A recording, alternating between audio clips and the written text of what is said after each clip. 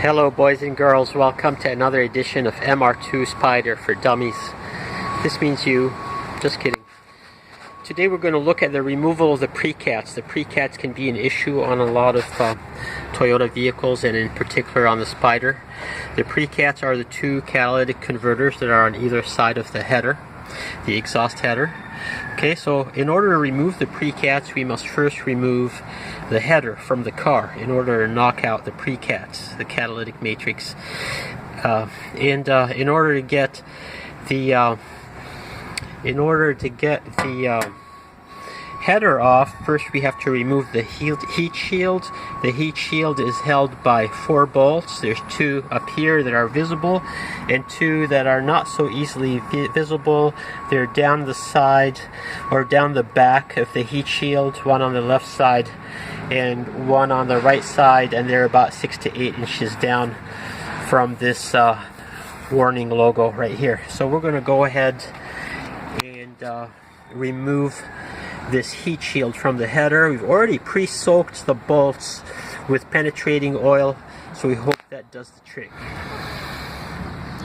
So I've taken out the bolts from the heat shield and then I pried it loose. Just gonna take it out of here. Okay, here it is.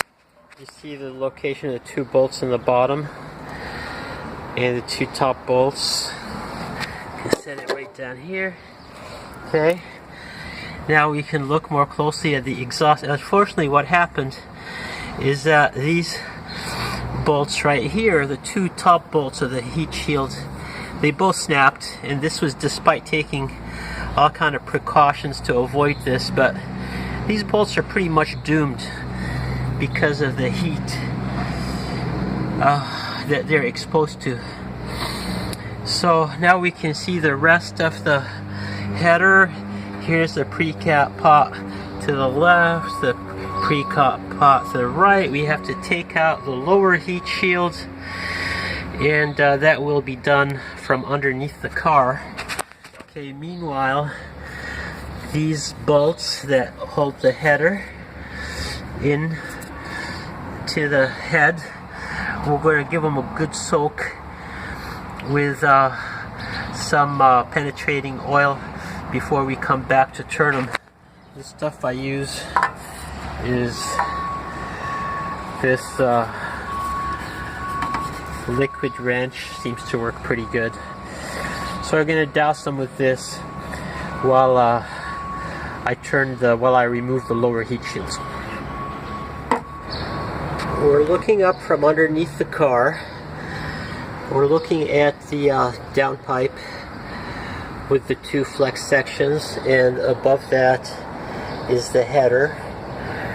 Okay, so I'm going to shine the light on the 3 bolts known as the 3 Amigos. This is the middle Amigo, this is the left Amigo, and this is the right Amigo. And they hold the downpipe and the header together. I don't know why anybody calls these Amigos, because they're anything but friendly. So in addition to unfastening the 3 Amigos, we need to remove the brace bolts for the header, which you can see, one on the right, one on the left. Okay, and we also may have to remove these lower heat shield bolts, which we'll try to shine a light on the right one. And here is the left one. Okay, so we're going to see how we do with this. What I'm going to do is take a socket wrench with a long extension and attempt to turn the 3 Amigos. I've already doused them liberally with penetrating oil, so we'll see what happens. So I was able to break the 3 Amigos loose, and to do it I used this setup: long extension, 14mm deep socket wrench, and a cheater pipe to go over the handle of the wrench to give more leverage. And this did take quite a lot of force. Okay, as you guys know by now, I'm a total brute and brutal. probably as strong as a linebacker. I pack all that into a little 5'6" frame. Yeah, so the 3 Amigos are loose, and we're gonna now try to address some of these other bolts for the mounting bracket.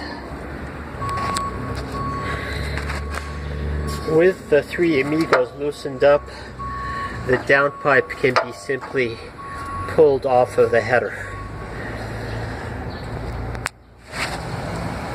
So I want you to see that I am now turning the left bracket bolt. It's a 12mm head. Put a socket on it and it broke loose pretty easily. And then we're going to do the same thing on the other side. Okay, and then we'll have the header free to come off. It looks like I do not need to remove any more heat shields, but we'll see about that. Now you can see that I've removed the lower heat shield. Okay.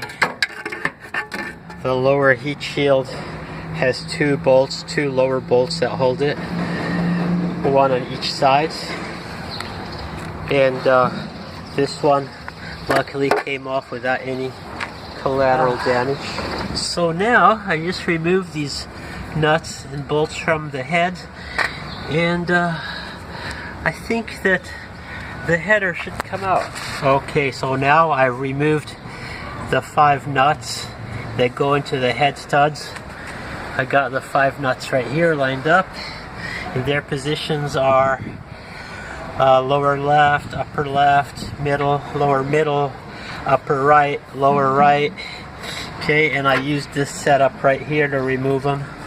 Just a regular socket wrench with a longer handle. Okay, and I did use this cheater bar, okay, to help with leverage.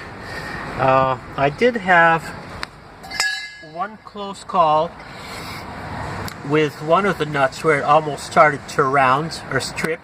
So just make sure that you have a good quality 6-point socket and that you put it flush or square up against the nut. So with all this removed, okay, this is now loose and it comes right out of the car.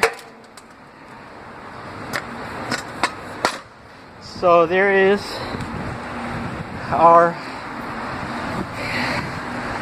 header, and we can now look down into the precats from this side. Let me, okay, I don't really have a light to shine on it, but I can also view the precats from this angle, and you can see that these are in okay shape. There's no real need to remove them, but the owner of the car wanted them removed as a safety precaution. So we're going to go ahead and do that.